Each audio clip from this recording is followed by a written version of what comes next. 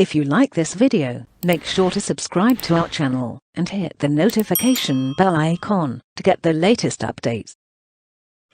Okay, so this is the course curriculum which has been published. Okay, so we start off with the master data. Master data has like 4 important things from the PP perspective: material master, bill of materials, routing, and production version. And then we move on to the planning. I think looks like a lot of the agenda looks like you asked for more from the planning perspective. So we covered the various planning, the demand management, and how to manage the demand, and how the demand basically converts into production, and all those things we will see. And then these are all the ways and means of running MRPs. And the key thing about MRP is that MRP runs on its own. We don't have to do anything. I mean, technically, we do not have to do any configuration for a very minimal configuration for MRP. It purely depends on the master data. So based on the master data, the MRP will be run. Key is to how to read the MRP results. It's a bit tricky from SAP perspective to read the MRP results. Once you get used to it, you'll be comfortable.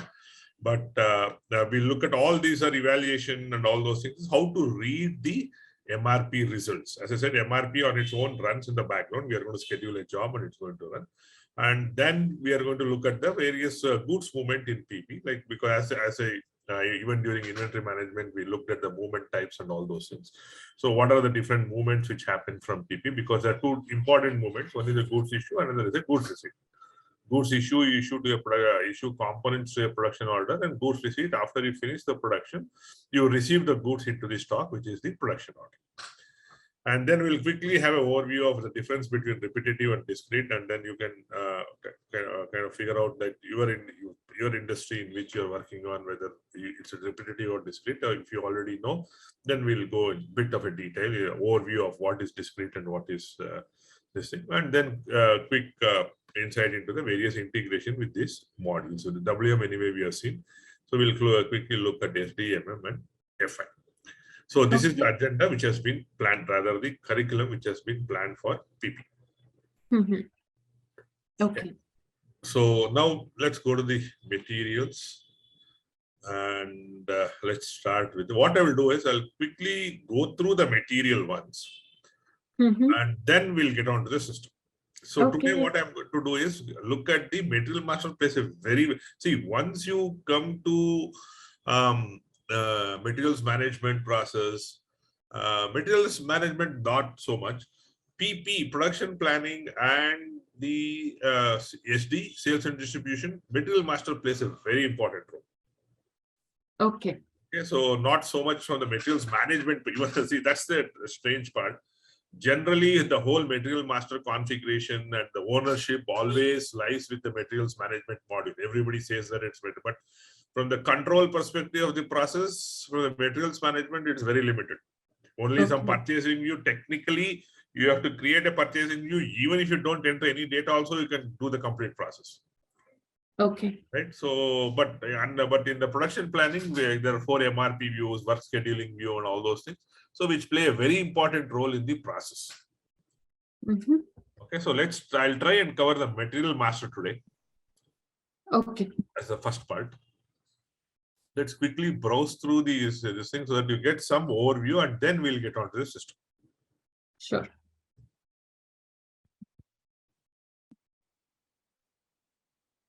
So production planning, master data. So we'll have to quickly go through this disclaimer and give you 2 seconds, the standard one, but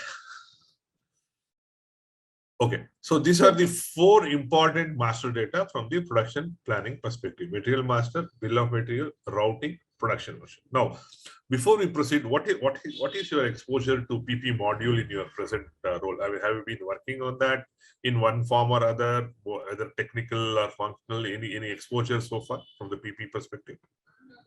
Yes, I mean, I have a hands-on on both the functional as well as technical side a little bit.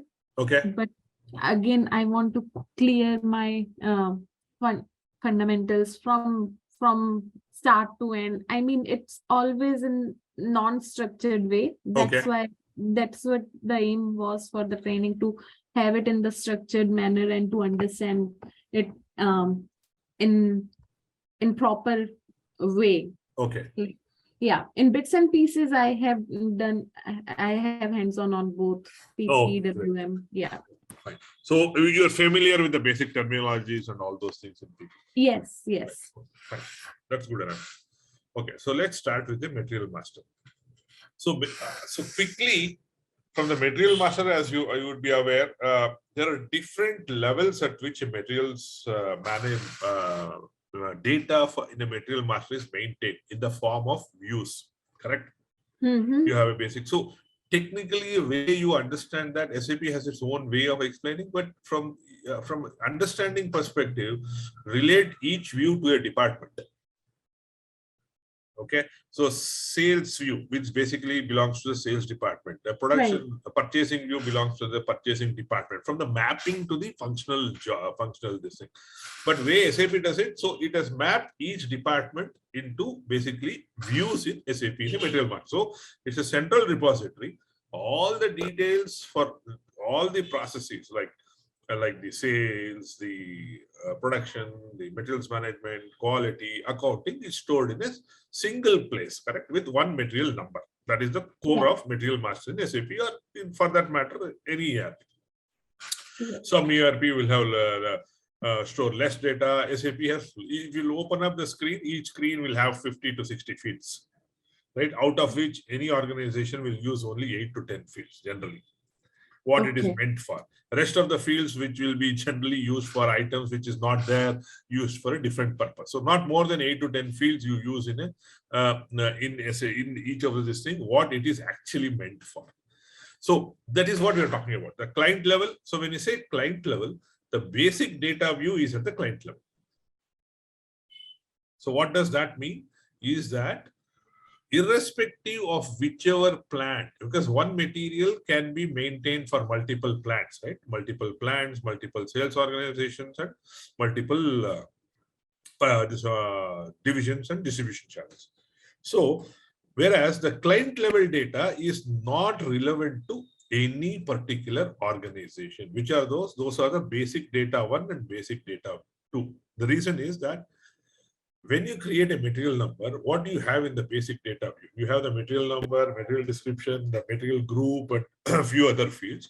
Now, irrespective of whichever plant this material gets extended to, the material number will not change. The material description will not change, right? So those are the fields which are basically at the basic data view, which SAP calls it at the client level. Okay. So from this is applicable for any master data in SAP. Yeah. You take it the vendor master or customer master, that is what it is. And then when you have something called as plant level. So what does plant level mean?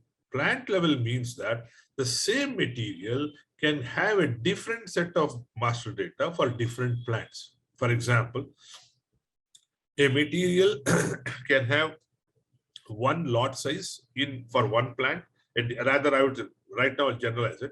Is that a material number, a material number can one way of planning for in one plant can have a totally different way of planning in a different plant.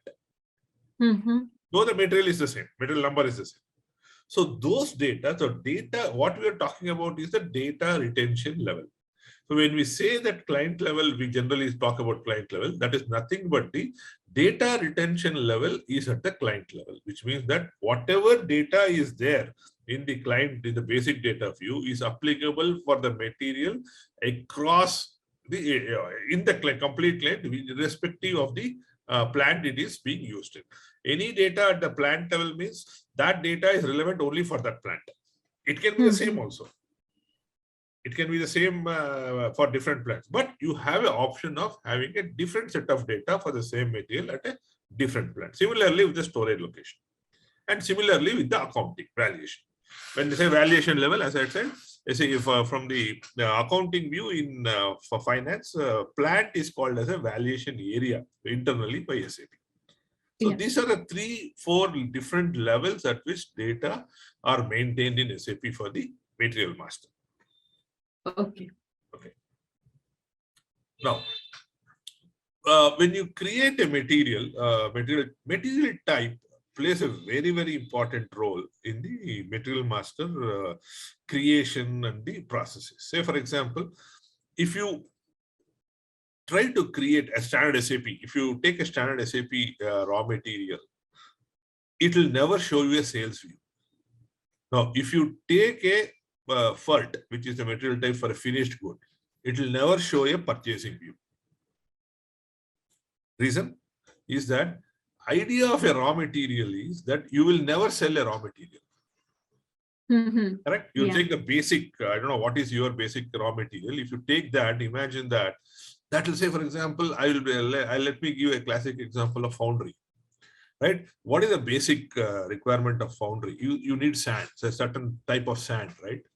Now, you will never sell sand. Correct? You will make something out of the sand and sell Correct. it. Correct. Right? So that's the reason standard SAP doesn't give a sales view for a raw material.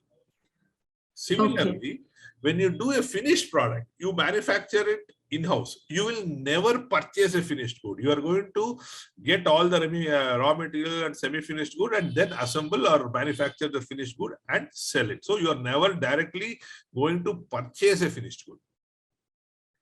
So that is why for a finished good, you will never see a purchasing view. Okay. Okay. And what SAP gives is something is a semi-finished good, HALB, which is that you will have both sales as well as purchasing, which means that you buy it sometimes, you manufacture it sometimes, which means that HALB, which is a semi-finished good, allows all kinds of activities for a particular item. So view is nothing but the activity, what you are going to do that. So three major, I think there are 14 to 15 standard SAP types. The three major material types are raw material is one, semi-finished good, and the third, and the fourth one is something called as HAVA, which is nothing but the trading goods. If you are into trading, where you simply purchase from X and sell it to Y, in that case, there will be no manufacturing views, which is the work scheduling. Okay. Right. So those are the four important types, and that is what is going to basically that is what is going to control the whole process. What a particular material type you has to undergo. Okay. So that is the material type control. We'll go to what is required for PP. And the similar function is there for industry sector, which generally you don't use. We always go by the material type. So you can copy, change, and all those things, whichever is required. Yeah. Now, views available in SAP PP Material Master: accounting and costing, quality, production information, material planning data. Of course, sales data, purchase data is generally not available. So sales is important, right? Because you are going to sell the finished good. Right. So purchase, I'm not sure why they have put, but purchase is not available. Generally, for a finished good, for a PP purchase, as I said, only in case of semi-finished good, HALB purchase data will be available. But that is standard SAP. Now you can, depending on your requirement, you can basically copy that material type and allow, disallow whatever views you want based on your requirement. Right.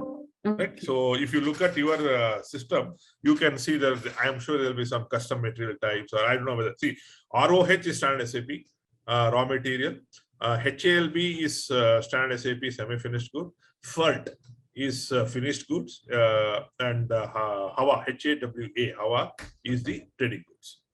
Okay. But if you look at, I'm sure most of the implementations we will, because, and another thing what the material type also does is it controls the field selection. Say, for example, a raw material can have certain fields as mandatory and optional, whereas a semi-finished good can have a different set of fields, mandatory and optional. That configuration is available in material master configuration. So generally, if that business rule is required, then what we do is we copy the existing material types and do all those things. And this thing. So you can check in the system later whether you are using the standard ones or the your industry specific ones. Okay. No, the role of material master in production planning is that these are the four views which are very important. Accounting anyway is required. From the planning perspective, see, there are in production, there are two things in SAP. One is planning, and another is execution. Planning is your MRP and all those things, demand management. Execution is your creation of your order, releasing of your order, goods issue, goods receipt. That is your order execution. So from a planning perspective, these are required. MRP1, MRP2, MRP3, and MRP4 views, and the work scheduling view is required for execution. If you have to create a production order for a particular material, then the work scheduling view has to be available for the material master. Without that, SAP will not allow you to create a production order. Okay. And if you want to do planning, then what you do is you have to have MRP1, MRP2 at the minimum. Yeah, yeah. And MRP3 and MRP4 for any complicated, or you want to use the advanced functionalities of MRP, you can use. Okay. Right? This is what we are talking about. Material master contains several views which are maintained with the respective department. Materials. So how is it in your organization? Is one MDM team available to create, or is one individual departments create? I didn't get your first point, but yes, we have the departments also. MDM, right? For a master data management. Oh, master data management. MDM is the master data management team. It's not a tool or a thing. Generally, what happens is SAP now has come up with a master data management tool also. So, but there'll be a team, maybe generally a central team, which is responsible for creating all. Everybody whoever wants to create a material master, they requested to that material master MDM team, and they create the material, because that centralized control is generally required. Otherwise, if it is given at the user levels, then users are going to create materials as they're required, and they will not be completely aware of what is required, what is not required, and you get into all the duplicates and all those things. Okay, I'm not sure about MDM team any specific, but yes, we have different departments, and through authorization roles assigned to the users, only certain users can create the material. Okay. Fine. Yeah. Right. So the three transactions, this is our initial screen. You will have a material number, you will have an industry sector, and the material type. So then the material numbers can be internally numbered or externally numbered. So that's again a configuration related to the material type. Through a material type, you can say that a particular material SAP at the time of sale automatically allocates a number, or while creating the material number itself, somebody has to externally give the number. Okay. Yeah. So transactions, you might be aware, MM01 is create, MM02 is change, and MM03 is display. Right? That's the standard SAP transaction. 01, 02, 03 for most of the transactions, it will be 01, 02. 01 is always create, 02 is change, and 03 is display. Yeah. Yeah. Okay. Now, these are the views what we are talking about. So once you create go and create a material master, then it's depending on the configuration. These are what views are allowed. That's what views are allowed like this is basically depends on the material type configuration.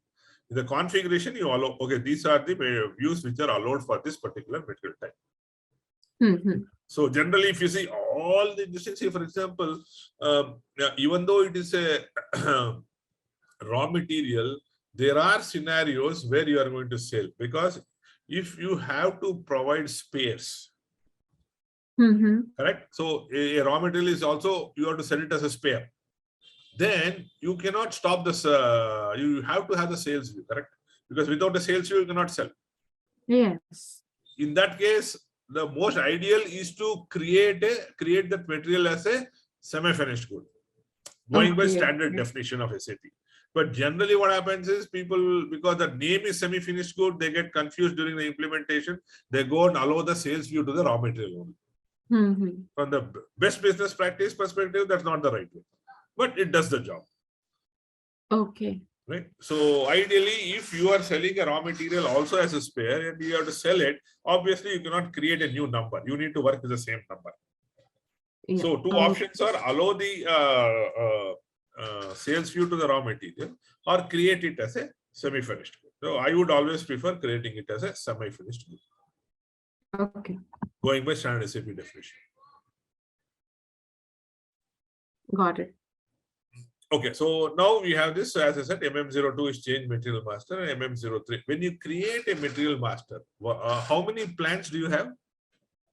We have 5,000 and then 2,000, 3,000, 4,000, 5,000. Okay, 5 plants you have. So Yeah. now the thing here is, if one material is used in a different multiple plants, you have to extend the material to all the 5 plants. I mean, even in that case, you use Yes. MM01 only.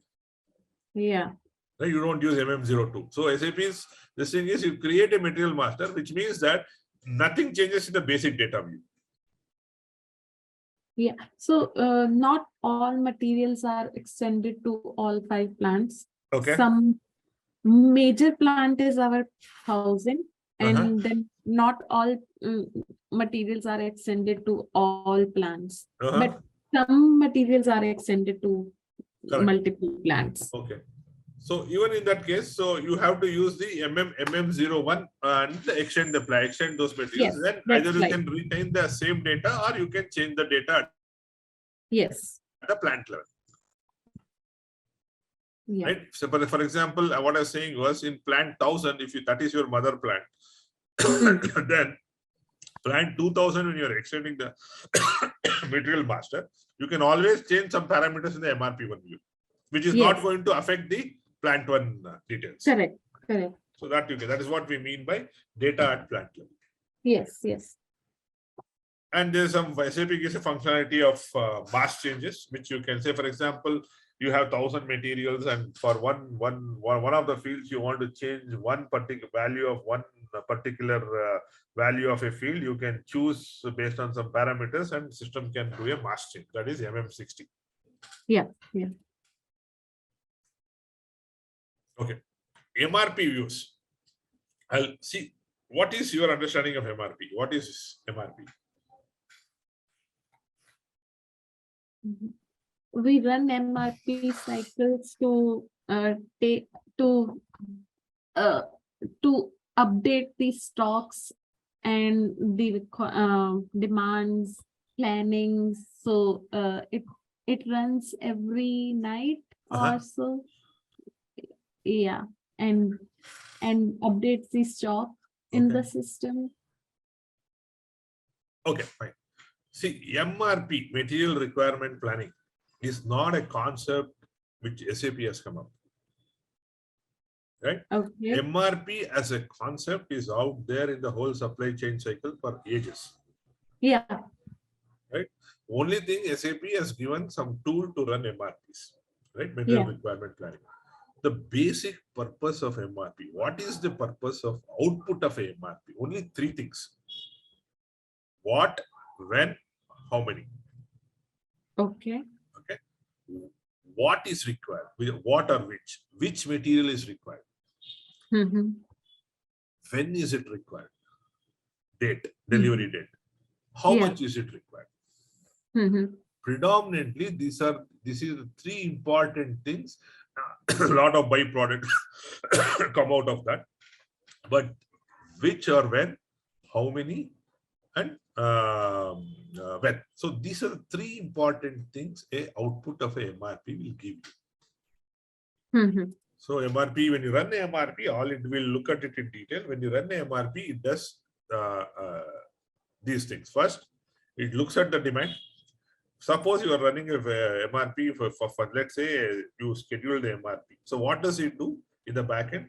It, depending on MRP controller or whatever, it filters all the materials for which the MRP has to be run. Correct? And it takes one material and see what is the demand for this particular finished product. Now, once it finds the demand, it goes and sees what is the stock available for this particular demand. Let's say it found out basically demand as 1,000. One way or the other, it found out that for this particular SKU number, there's a demand of 1,000 numbers. Now it looks at this stock. Stock, there is around, let's say 1,100 straight away. There's no output of MRP because it is there. For that particular material, system is not going to give any procurement proposal. Because stock is already there. Now let's take a scenario where the stock is demand is 1,000, stock is 600 only. Then it will give a procurement proposal for 400, which is for then that what is that material, how many is 400, and it says when it also next it finds that when is this required, demand, when has this to be delivered to the customer, it finds out a date. Then it is going to say when. Right. Before that, you have to see bottom line. $1 million systems are spent or built to basically all the complicated. What is the final objective of that?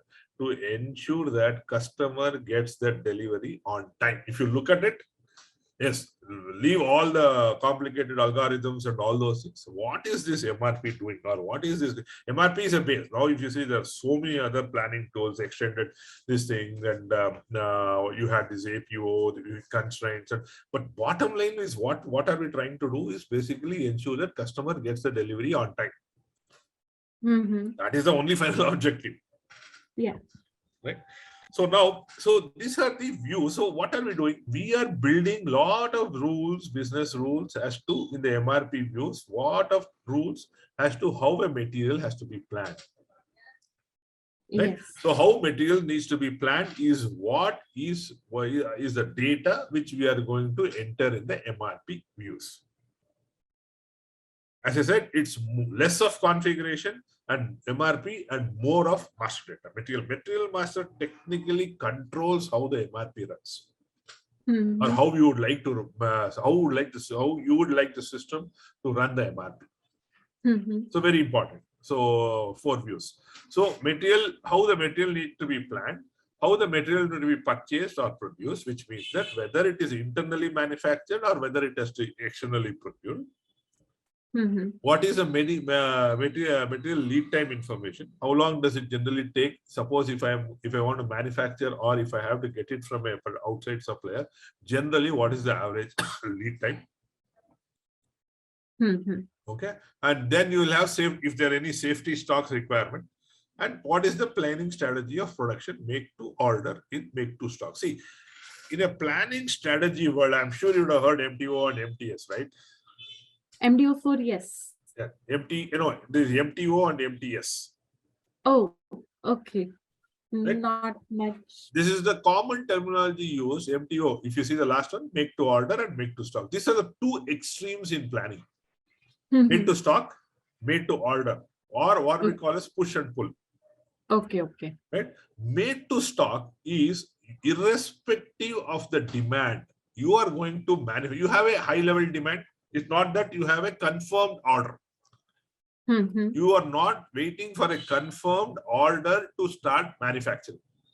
You have a demand. So whichever way you found that next 3 months or next 6 months, I have to manufacture 5,000 of each one of the finished product.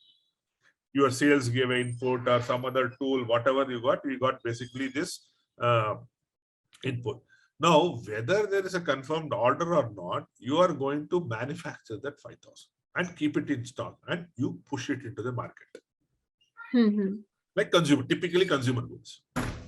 Right? Consumer goods, they are not going to wait for the customer to place an order for toothpaste or whatever goods. They are going to simply, they know somehow they figure out a demand. Okay, from past 6 months is what I am selling.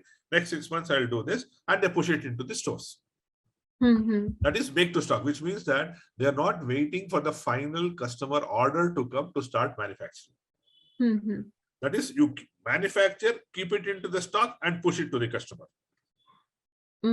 Right? So whether it sells or not, only time will tell.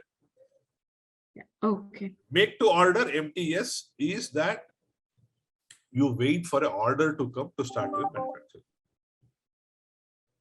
Like, say, for example, high-end, like expensive, like machineries and engineer to order. Like, for example, there are a lot of customer-specific things you have to do. Those kind of things, you wait for an order to come. Yeah. Only then you manufacture. No, these are the 2 extremes in a planning situation. I mean, this is not anything specific to SAP. This is all, again, something is part of a planning strategy which has been out there for a while. SAP just gives tools to manage this. Yeah, right. So these are the two extremes, made to stock and made to order. Between these two, there are multiple other strategies. What you do is you plan till the final assembly. Like suppose you have 6 or 7 different assemblies. You take it to the last level of assembly. Only when you get the order, you do the finishing final assembly.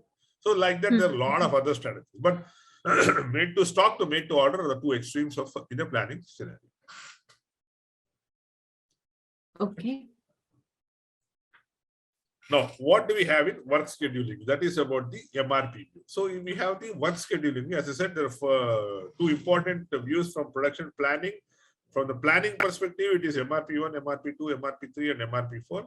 From the production perspective, which is the execution perspective, it is work scheduling view. So who is the responsible person for the production of this material? What is the lead time of the production process?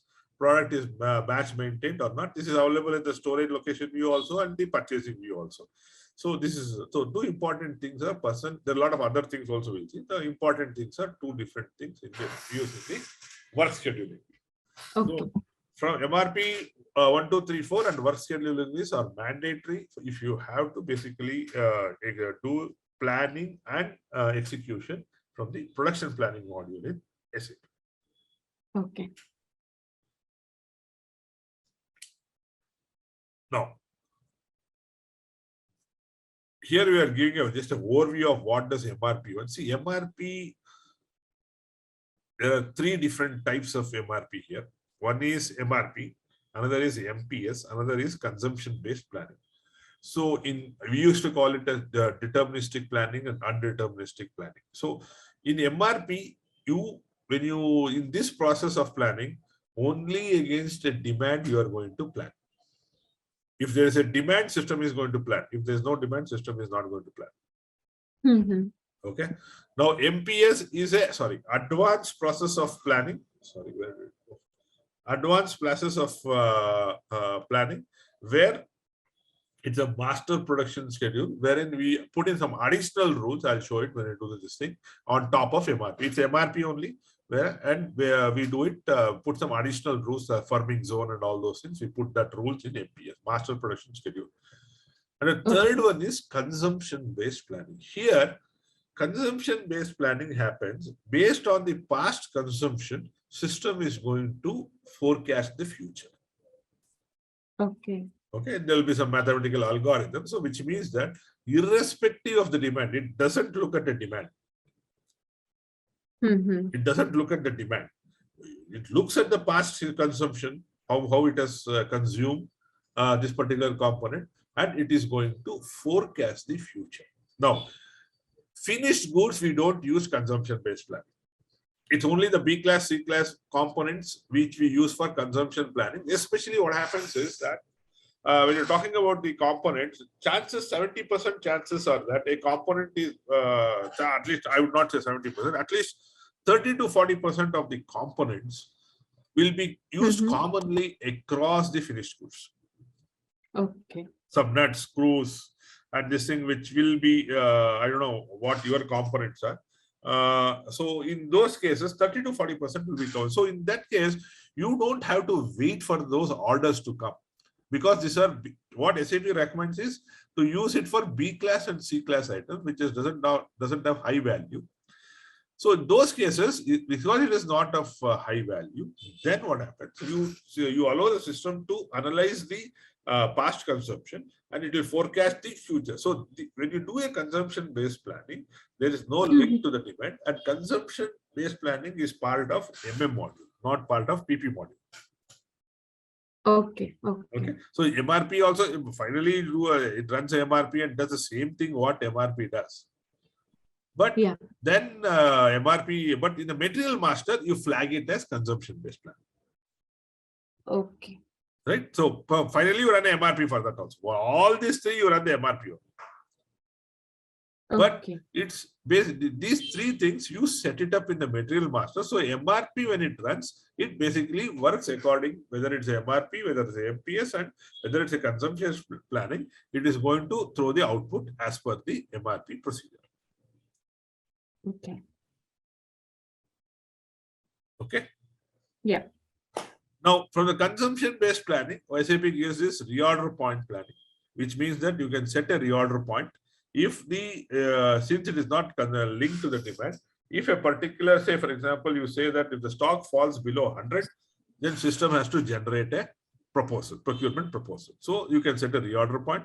You basically do a time phase planning. Time phase planning is nothing but, say for example, you have a requirement wherein every month you do something called as a planning calendar, and wherein every month, irrespective of the demand, you are asking the vendor to supply some 1,000 or 2,000 or 3,000. Then you do a time phase planning. Okay, this is predominantly used in JIT and all those things where you have, because if you are doing a time phase planning, then you should be very, very clear about the requirement. That I will require it every month, every week. Yes. Otherwise, so what you are doing is you are doing a time phase planning for 2 months or 3 months and giving the schedule to the vendor. Yeah. Saying that every week you supply this. So it's kind of a commitment. Right. So only when you're sure about this, you can do a time phase planning. And then is the forecast based planning, where the past consumption, you do the forecast. So these are the MRP, MPS, and consumption based planning are the 3 different ways of how you can do a planning. Finally, you run a MRP for all this, but you set it up in the material master this way. Okay. See, in PP, you will come across a lot of new terminologies. Yes. Lot of new terminologies, and it's not like very easy to consume. It will take some time. Yeah, these many things are new. New to do. Yeah. So these are all, I think we'll have to hear it maybe once or twice and read something. So I mean, you will encounter. That's why I asked, are you familiar with the terminologies in the beginning? A lot of new terminologies are going to come in PP. Okay. As we go for planned independent requirements, schedule margin keys, these and all those things. Yeah. Okay, fine. So these are all the MRP views. Then I will basically go to the system so that I won't confuse you with too many terminologies. We'll cover all these things as we go to the system. Okay. You need to see something in the system before you go here. Okay, so where did we stop? We stopped at backflash. Now this is now we are going to the I can go through this. What we have done is basically we have given some key parameters in each of this thing. I can go through it in theory and then go to the system, or I can directly go to the system and explain the theory. Which will be suitable for you? Either way is fine. Whichever you prefer is okay. I will go to the system. That way will be more comfortable because I'll be talking new terminologies. And it might get a bit confusing. Let's see it in system then. Yeah.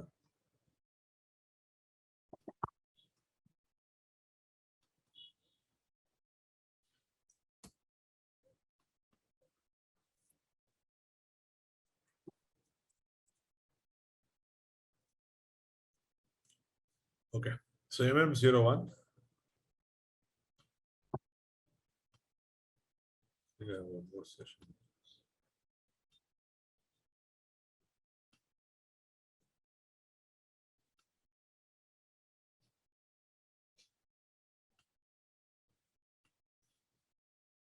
MM01. So this is the industry sector, what I was talking about. So let's go with the standard mechanical SAPs. People are chewing the standard itself. It is mechanical. Engineering. Yeah, this is SAP standard. No, not even. No, I think that somebody has renamed it. It is SAP. From SAP perspective, it's only going to be mechanical. Okay, fine. So material type, let's say, these are all the material types. Now the challenge is to find out which is the original one. See, you have so many raw materials. Okay, let's quickly, because I don't want to start with something which somebody else is doing it because we don't know what we'll encounter. I hope nobody would have changed the settings for the material type. So logistics general.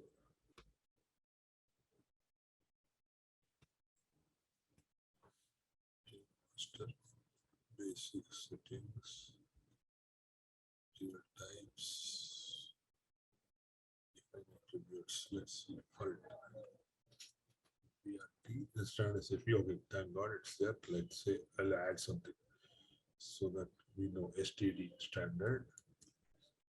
Then we'll say ROH. So I don't know why they changed the description.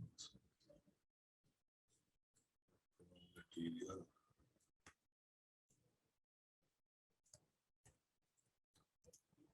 It's a standard. One more is HALP. This is a 3 we are going to use. Okay. So, okay. Since I've come here, I'll just show you. So if you double click on it, this is where you allow what view is allowed and what is not allowed. Okay. Okay.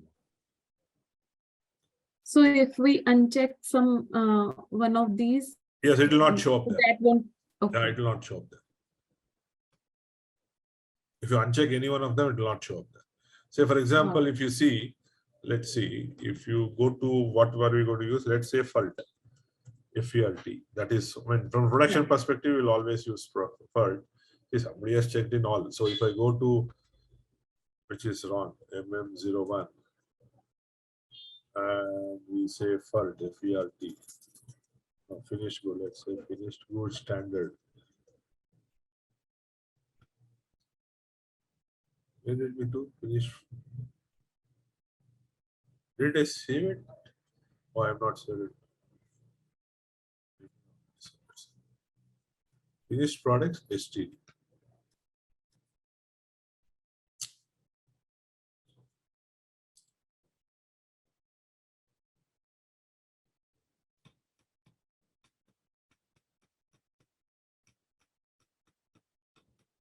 Yeah.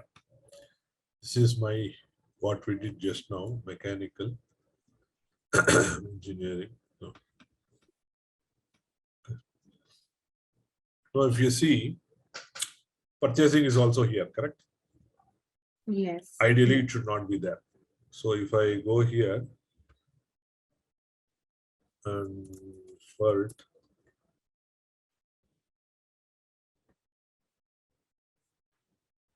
I don't want purchasing. I want storage. I don't want forecasting. Let's say then warehouse management, let it be there. Sales has to be there.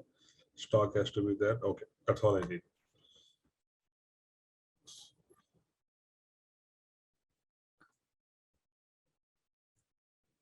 Now, if I go back, I don't know whether I have to completely go back. Let's try. Yeah. /NMM01. See, your purchasing is gone. Yes. So that is what we always say, that material type controls which views are allowed for a particular material. Okay.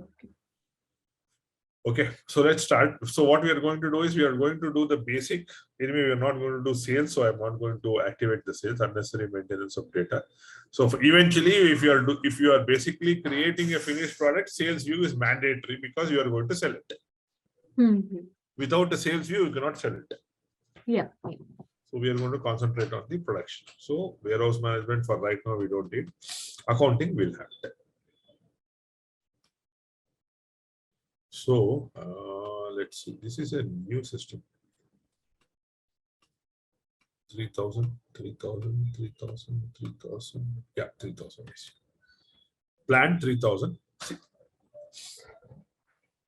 Let's get one storage location for 3,000.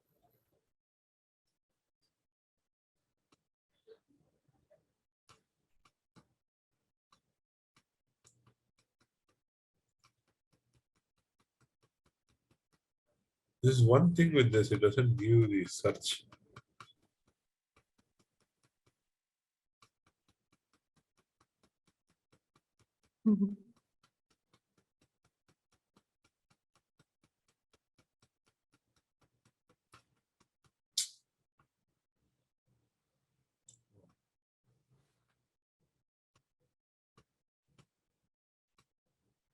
The best thing is do this.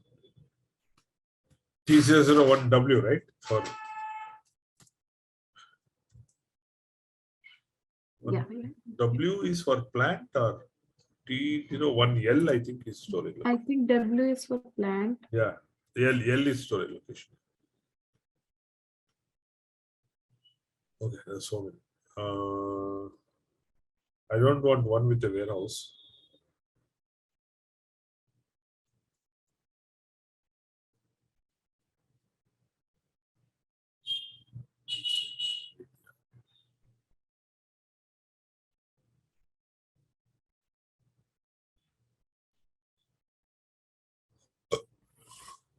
Everything is a warehouse. 0999. Okay, 0099. Okay. So we are right. See, we are now basic data 1 and 2, which we are saying that this is at the client level. Yeah. PP demo.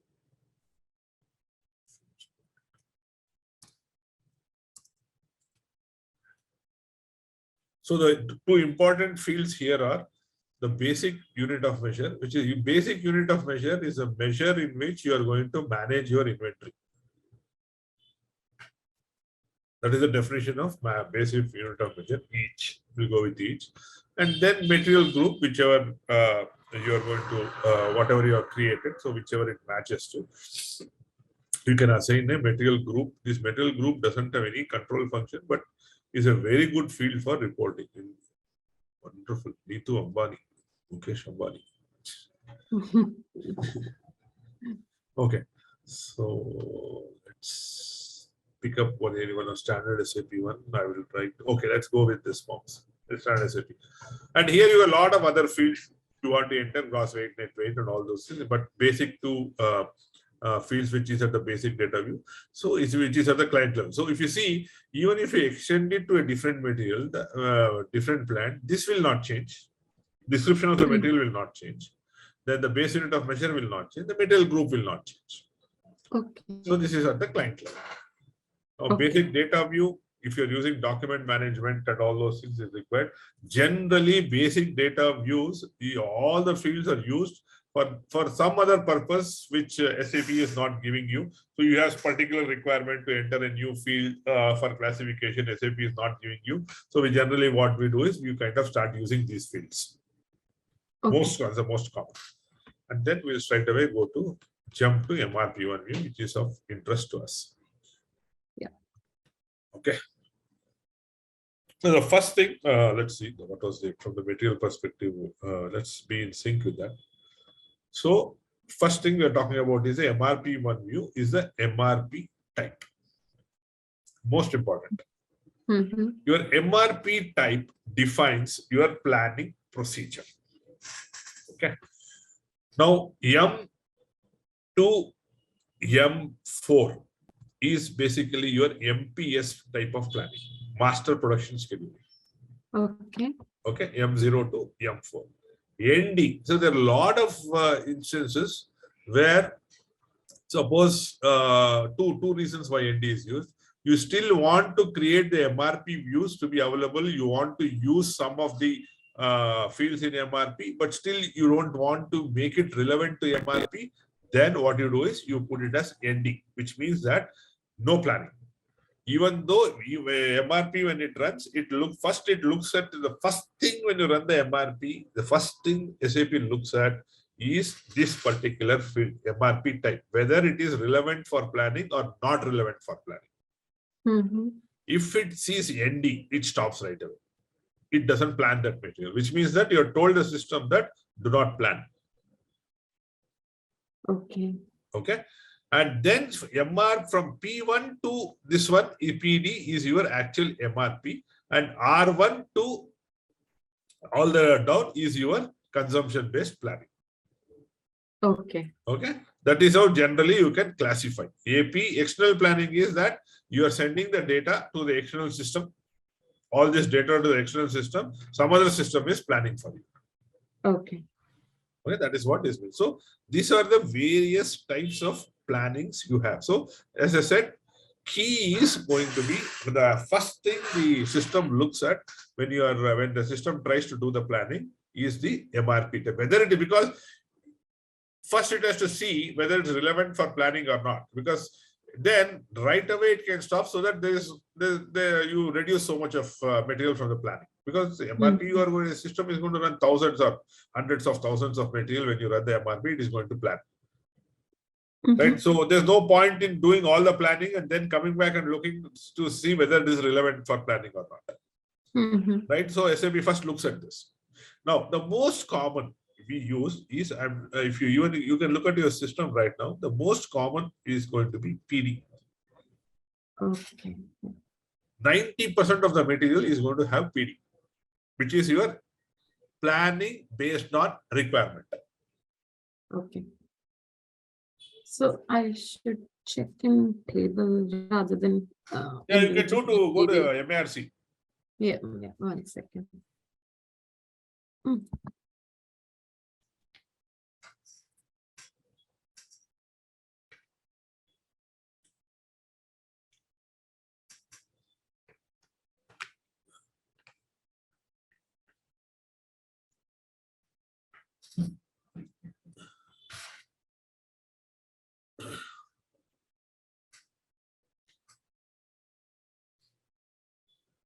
So in MARC, the field will be? Field will be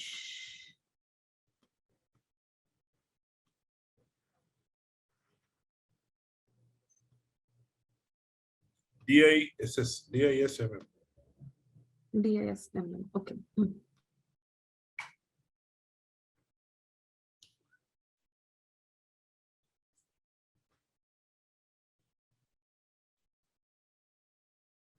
MRP type, okay. Yeah, I see.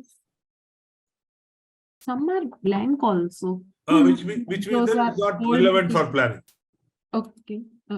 And if I filter just MRP type, then I see the most common are M0, ND, blank, PD, M1, VB, these 6.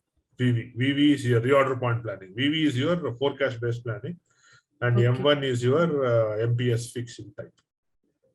M1 is? MPS, Master Production Schedule. Okay, right. And PD, ND, M0. M0 is also a type of Master Production Schedule. Yeah. 2 different types. Right, yeah. Okay. So off late, people are not using MP. MPS is MRP with some constraints, introducing some constraints and fixing some firming zone. Right now, a lot more advanced tools have come in to do all those things. So only the older implementations are using MPS. Okay, because I kept it open. Maybe it's those materials are pretty old. I just saw one planned 1,000, but there are many old materials also in there. Because MPS is not like a kind of a stringent kind of this thing, putting some constraints. And newer, because there are a lot more new tools which have come in to do the MPS and all those things. Better tools have come in. So people are not basically... See, what happens is that MRP, the basic concept or the downside of MRP is that one thing which MRP misses is the capacity. It always assumes that you have unlimited capacity. Okay. That's one of the downside of MRP. Nowhere in MRP you saw capacity, even though SAP gives you some functionality. So then what happens over a period of time, what has happened is that a lot of constraints have come into planning over a period of time with all the globalization and all those things, which means that transportation is a constraint, capacity is a constraint. So now what MRP is doing is you just, you manufacture it, okay, you take this material, you manufacture so much, deliver. That's all. It's not considering any other constraint. Okay. Because in a real world, there are so many other constraints. Correct. So now with APO, you heard of APO, right? APO is basically advanced PP, the module which SAP has now that has become part of S4, where you take the MRP results and apply all the constraints. I have a constraint in transportation. I have a transport constraint in capacity, all the constraints, and then you can realistically come up with a date when I can actually deliver it.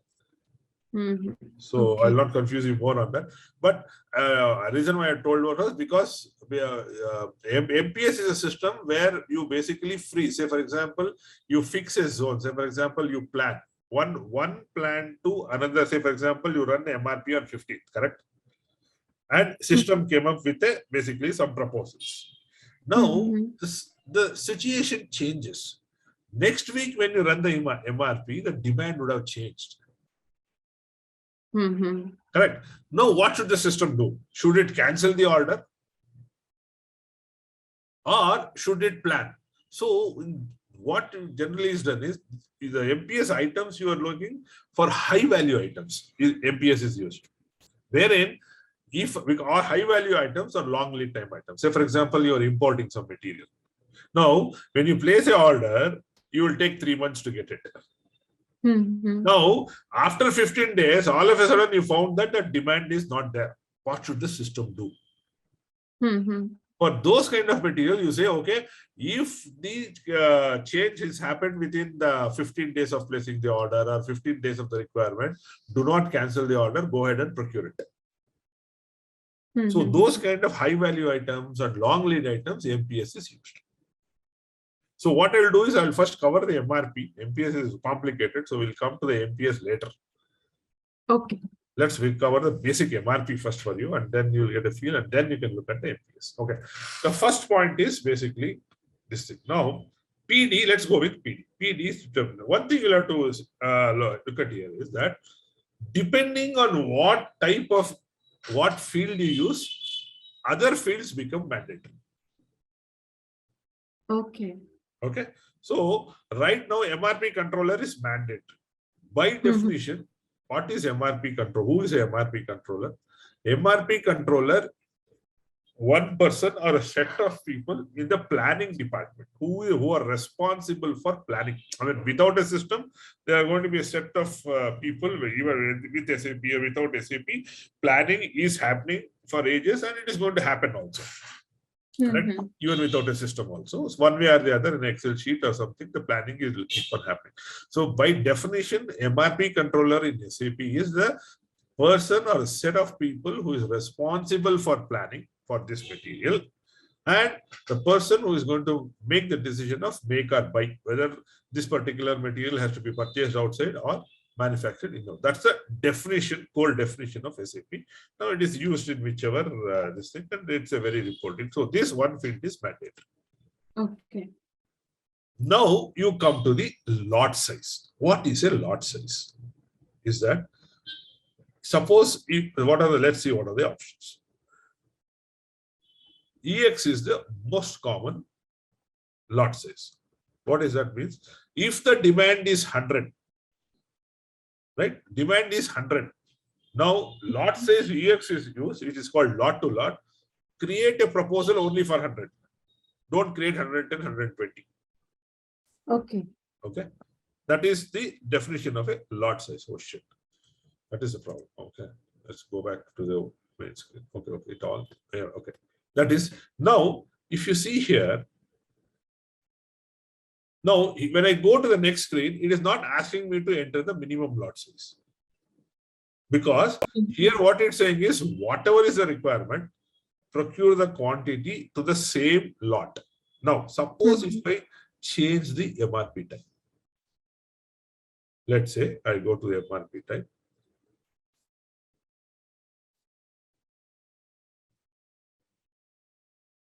And say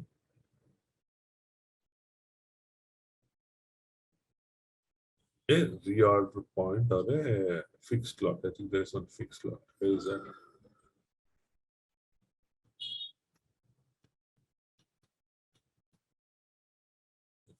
Safe to stock order types, templates, MRP, safe to stock planning. I don't know where it has vanished. There's one called fixed lot. Fictional planning. So in that case, what happens is that you will be able to enter the minimum lot size. So suppose even if you say lot for lot quantity, and you can say that my minimum lot size, suppose my demand is 100. However, your vendor always gives you in 200. It doesn't use his minimum quantity, minimum order quantity for this material is 200. Okay, then you can enter a minimum order of 200. Okay. Even though the demand is 100. So system is going to create a proposal for 200. Okay. Okay. Similarly, when you go to the fixed cost, fixed lot size, right? So irrespective of the demand, always order a lot size of 100 or 1000 or whatever, if that kind of a requirement is there, because this is particularly good for C-class items, low value items. Right? So you don't have to, because remember, whenever an output of MRP comes, this means that there is a job involved with the materials management. Or whoever is procuring it, or somebody has to create a purchase requisition, create a purchase requisition, purchase order, then the approvals, and then finally. So in those cases where the materials are of lower quantity, quantity with a lower cost, those kind of cases you can basically do the fixed lots. Now, again, even though you set a minimum lot size of 200, then even though the demand is 1000, 2000, I can still say maximum lot size of 1000 only. Even though the requirement is for 2000, if I put a maximum lot of size 1000, system will only give you lot size of 1000. All right. And then you can similarly with the maximum stock level, if you are asking the system that you replenish only up to the maximum, look at the stock. If the stock is basically 1000, suppose if the maximum stock level is 1000, if the requirement is, if the stock is 800, the requirement is 2000, you order only 200. Because I said the maximum stock level is 1000. Okay. Okay. So that's, so as I was as I kept on saying, master data plays a very big role in MRP. Okay. Okay, so now let's go back to that this thing. So we're talking about the MRP controller we covered, and then what was I saying?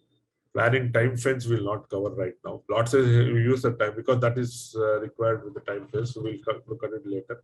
Lot size will be used at time of the purchase or production quantity. Like what is the quantity? If the what against the demand, what should be the lot size? Right? That's what lot size, and we went through that other fields also. Now this is the minimum lot size, maximum lot size, and all those things we looked at it. So that is the function of a lot size. So if you scroll down, you see the assembly scraps and all those things, right?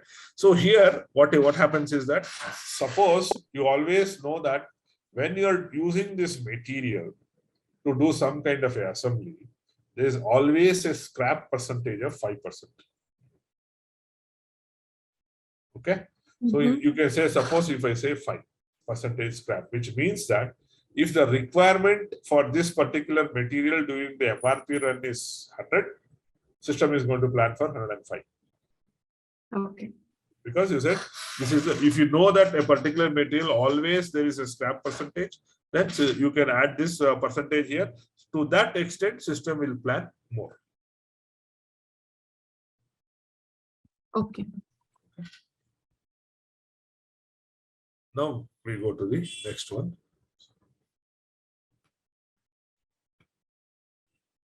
So this is what they're talking about: static lot size, period lot size, optimum lot size. Like static lot size is EX. Okay. Period lot size is based on the different periods, reorder point, and all those things. So depending on that, you do the fixed order quantity, fixing and splitting, and fixed lot size. Period wise, period lot size is equal to posting period, plan for a particular period, plan for a planning calendar, period. So these are all the daily lot size. These are all the period based planning. And then the optimum is what we are talking about right now. Put in the minimum lot size, maximum lot size, fixed lot size. All this additional constraint becomes your optimum lot size planning. Okay. The most common, I don't know if you want to check right now, the most what is the lot size in your system you're using right now? And yes, the field would be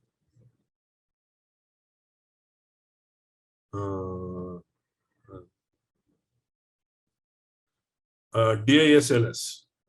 DSLS.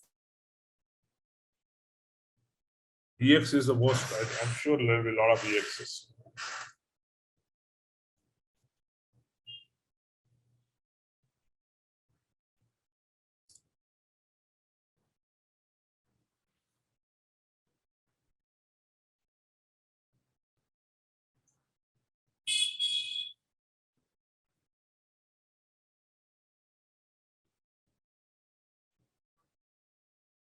The most common lot size that I see is there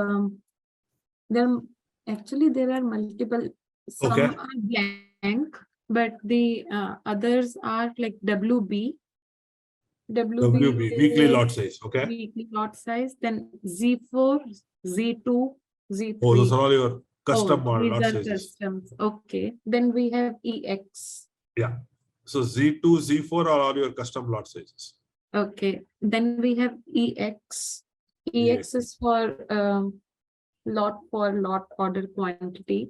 Correct. Then ZL. ZL is again, I think, Custom. Yeah. Then TB. TB is daily lot size. TB is daily lot size, weekly lot size, and so basically yours is predominantly period lot sizes. Okay. So then whatever is this thing, whatever is your daily, what required for on a daily basis. So which means that you are running the MRP daily. Yes, we do. Okay. Then you have Every weekly lot night. size. Okay. Then we have more of ZX, ZY, Z8. Then one is MB. MB is your monthly, I think. Where is MB? Oh, yeah, monthly lot size. And then FX. FX is your fixed order quantity. Okay. What we saw, right? Fixed lot size, fixed order quantity is always. Yes. Then we have HB. Oh, that is forecast based. HB is, where is HB? Okay, yeah, replenish to maximum stock level. Replenish to maximum stock level. Yeah, these are the most common. Right. So you are using a combination of fixed lot size and consumption based planning. So you are using all the three, which is we saw. You are using the static lot size, which is EX, period lot size, which is weekly and monthly and daily. And then you are using the optimum lot size, which is replenished up to the maximum stock or fixed order. So all the three different lot sizing procedures you are using. And then there are many Z. Many Z, I mean, that's very specific to you, and I'm sure they would have done something else for that. Some reason they would have changed some configuration or some requirement, they would have done the lot size. Yeah. Okay.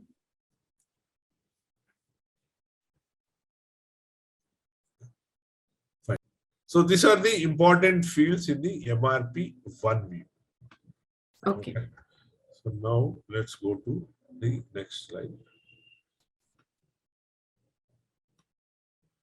So here they are explaining about the lot sizing procedure, classified, static lot size, procurement quantities calculated based on the information maintained in the material master, period lot size, system groups the requirement that are in the weekly, monthly, optimum lot size is setup lot size, independent cost, lot of other things. EX lot size, fixed lot size, HP, TB, and they're just giving the examples. So for around 10,000 materials, 11,000 materials have Z lot size. Okay. So how many materials have your this thing like PD? PD?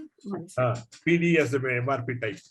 Those are the number of materials which are being planned every time you are planning. MRP type. MRP type PD. Or you can basically filter. I mean, rather than doing that, go to this thing and find out how many materials do not have what is that? Blank. How many materials have blank and ND? Plant and ND? Blank value and ND. Oh, ND. blank and ND. ND, which is not, ND is not relevant for planning. Okay. No so planning. for PD we have for PD, first I'm telling you, is 74,000 materials. Okay. For PD. And for blank and ND is what's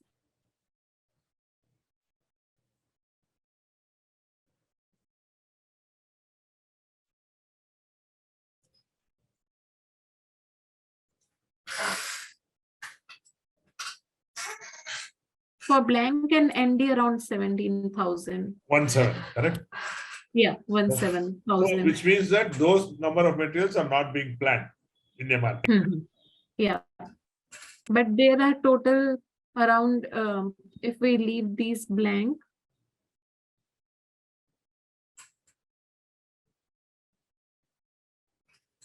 out of, okay, one second. It didn't take into account.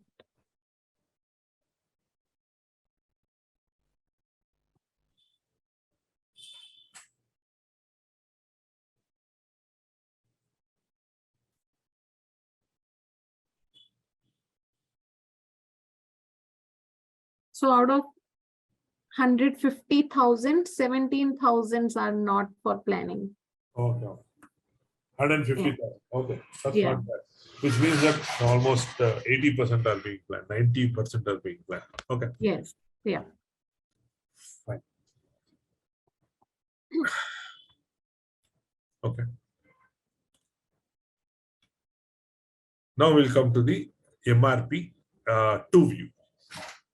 Okay. Okay.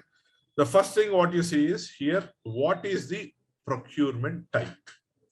Whether this material will be manufactured in-house or whether it will be externally procured, whether there is no procurement at all, procurement is blank, you never procure, or Yeah. both procurement types allowed. We do both in-house and external procurement. Correct. So which means that, no, but it all depends. No, see, for the raw, for semi-finished goods, you might do it. But for the finished goods, you might not be doing both. No, I mean, we don't do both. We have E and F categories. E and F. So I do not, E and F, I am sure we have, X, but I'm not sure about X. Where can I check that? Yeah, I say MARC and okay, same. I'll tell you the table. Procurement type. BESKZ. Okay.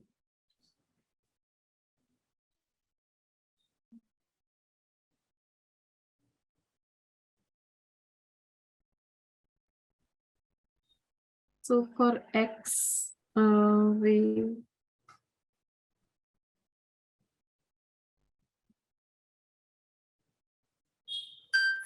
X we just have 300 materials. Which means that you are very clearly restricting, saying that this is either procured internally or externally. Very clearly restricted. Yeah. Okay, fine.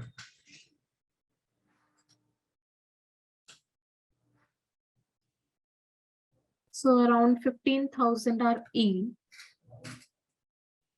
Okay. Those might be the finished goods. So if you see the material type, they'll be the finished goods. And mostly are external. So those are around 100,000. Yeah, which means that those are either raw materials or semi-finished goods. Okay. You see, what the problem is that you have to join two tables to find out MARA and MARC. You will not find the material type. See, if you know someone link, do a query or something, you can, that is how you basically decide that, okay, then you link the material type to the procurement type. It's a simple ABAP query. Then you can relate it. Okay, this is material type. So this is what is being externally procured. So here you see, what is the impact of it? The impact is big.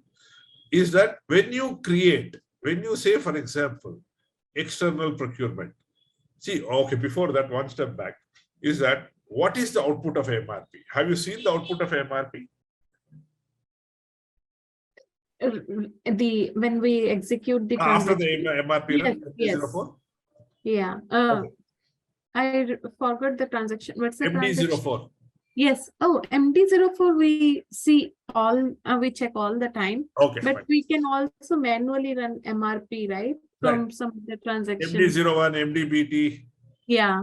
MDBT. So those also, I have seen those transactions. Correct. So now MD04 we check all the time. Okay. See. Sometimes we check stock also. Yeah.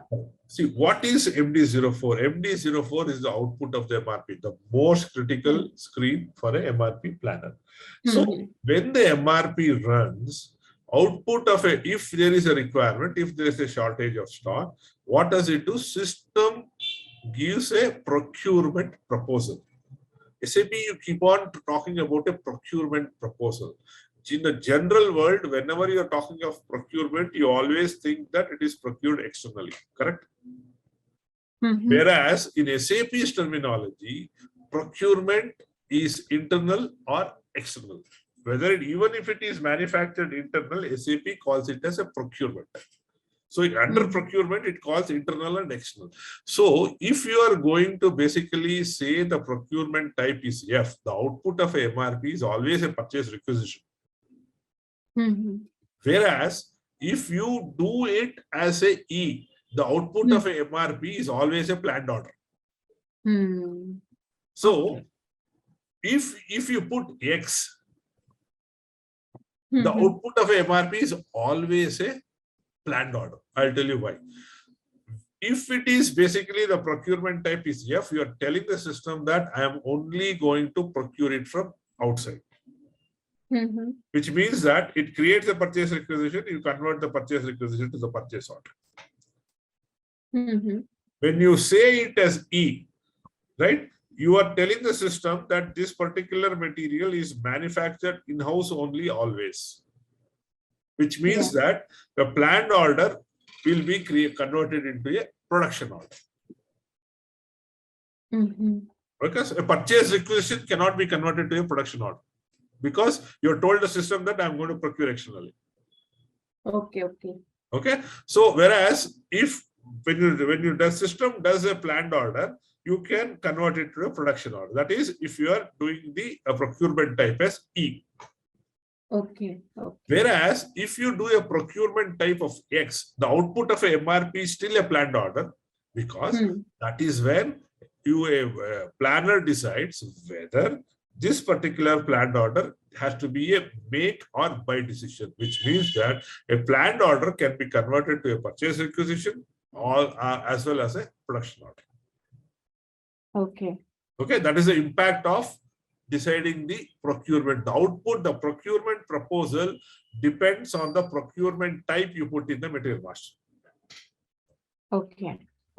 So if you put E or X, if you put X, it will always be a planned order. Now, suppose if you are basically doing you decide to procure, what happens?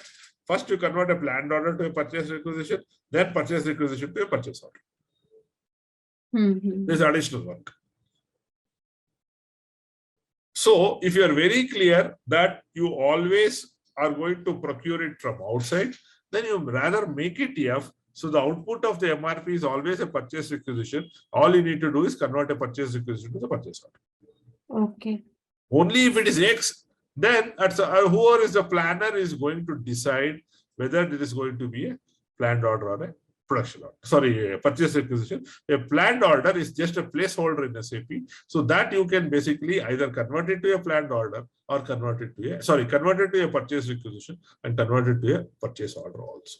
And you can also convert partial quantity of a planned order to a production order. Say, for example, you have some constraints in the production in your in-house capacity. So let's say 100 is the requirement. So 50 can become a purchase requisition, 50 can become a purchase order. Sorry, a production order. So there are advantages and disadvantages of creating a planned order. But if you're 100% sure that whether it is or whether you manufacture in-house or this thing, then it makes sense to exactly the way you have done in the system. So they are very clear that this will never be, there will never be a make or buy decision. It's either to be, I mean, we call it as a make or buy decision always. Make is always produce in-house, buy is always procure outside. That's the common terminology used, make or buy. So if you're very sure, then you rather put it that way so that you can reduce one step. Okay. That is the impact of choosing the right procurement. So depending on the requirement, you choose the right kind of procurement type. So this has an impact on the output of the MRP. Then you have this special procurement type. So see, procurement, there's one more procurement type you have. Other than make in-house or this thing, then you can do a stock transfer also, right? From one plant to another plant. Within your, suppose you have 5 plants. I think was idle for a long time, just timed out. Okay. Yeah.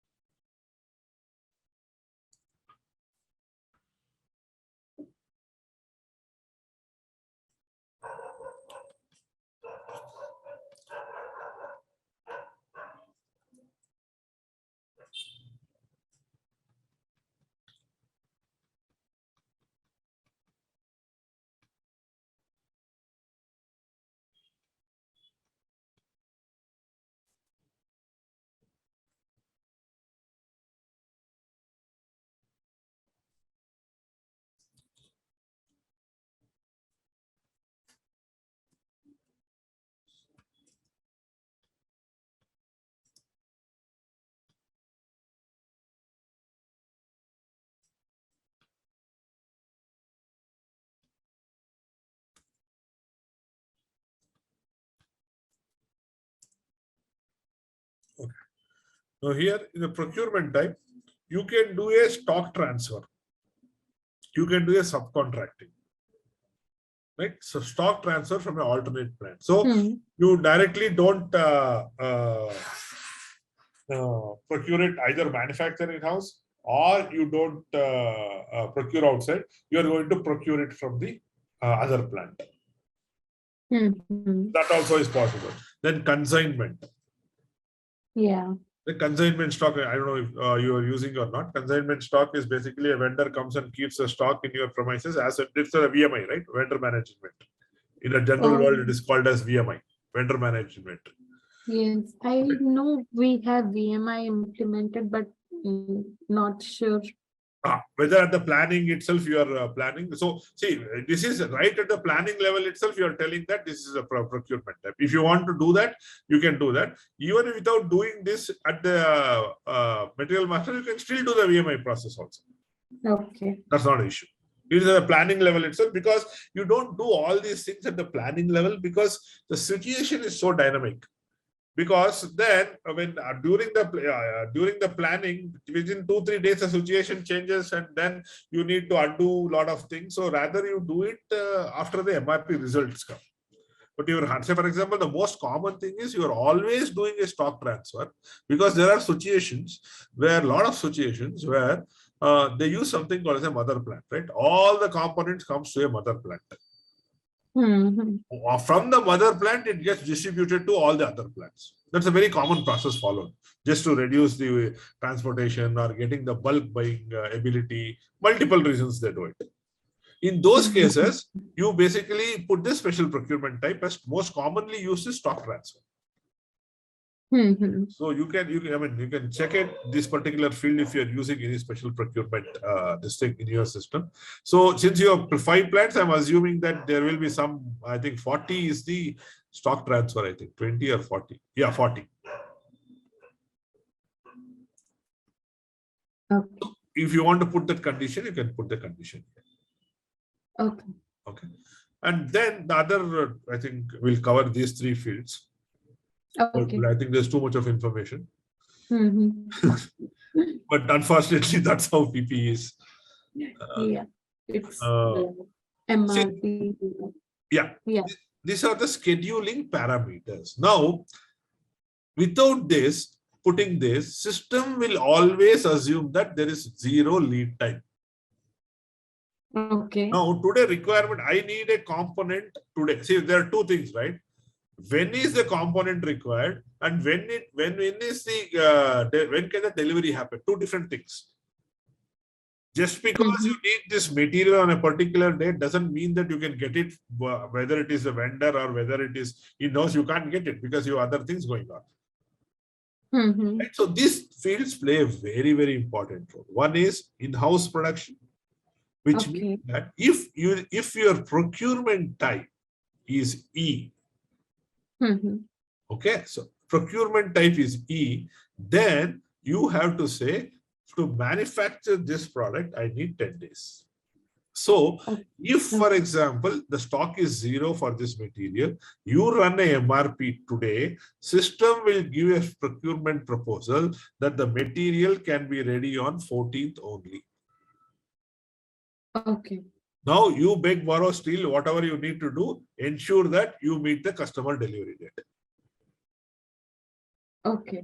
So in-house production time is used the lead time required for production. If the stock is 0 today, how much time will it take for me to manufacture this? Got it. Similarly, planned delivery time is if the procurement type is F, system will look at this field for the lead time. Okay. Okay. Okay. Now, this Yeah. is the actual lead time. Now, there are other two lead times also SAP gives. GR processing time. After you receive either from the production, this is common for both E and F. After you receive the goods from the vendor, you are going to take some time to do the inspection, to clear the goods, right? Now, if that is considerable amount, let's say moment a good is either manufactured in-house or delivered from the external, this GR processing time is the time it takes for that particular product SKU to be that can be made to put it in the unrestricted use stock and ready for use. Because lead time is the lead time required only for the manufacturing or for the vendor. Now, after it comes to your premises, you will need some time to process it. Till the time you make it available for production. Inspection, document verification, or whatever it is.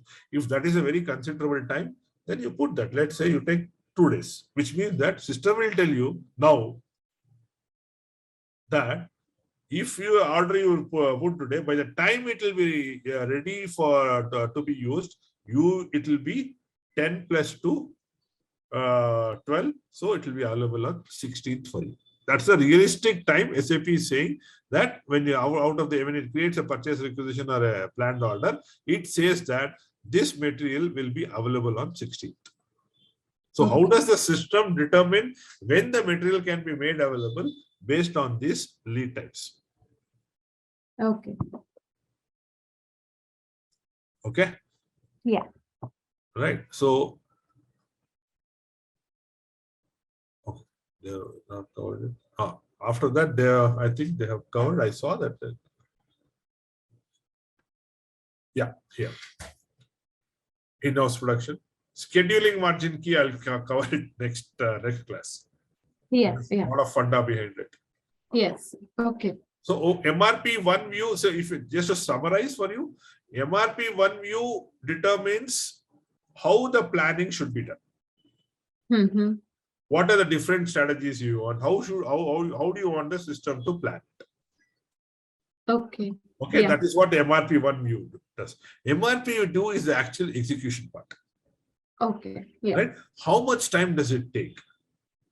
If the stock is 0 on the day, how much time does it take for the material to be either manufactured or delivered by the vendor? Right. Depending on the procurement. Those are the most important things you need to understand. And the other thing is scheduling margin key. That's one more float and all those things.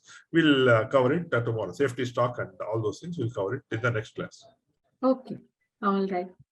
So next class is Thursday, right? Yes. Yes. Thursday, 7 p.m. Yeah. If you get a chance, just, I don't know, it's a one-day time. I don't know if you get a chance. Just go through this session once. Because a lot of new terminologies and a lot of new information. Right. Right. I will. Okay? Yeah. All right. Okay. Thank you.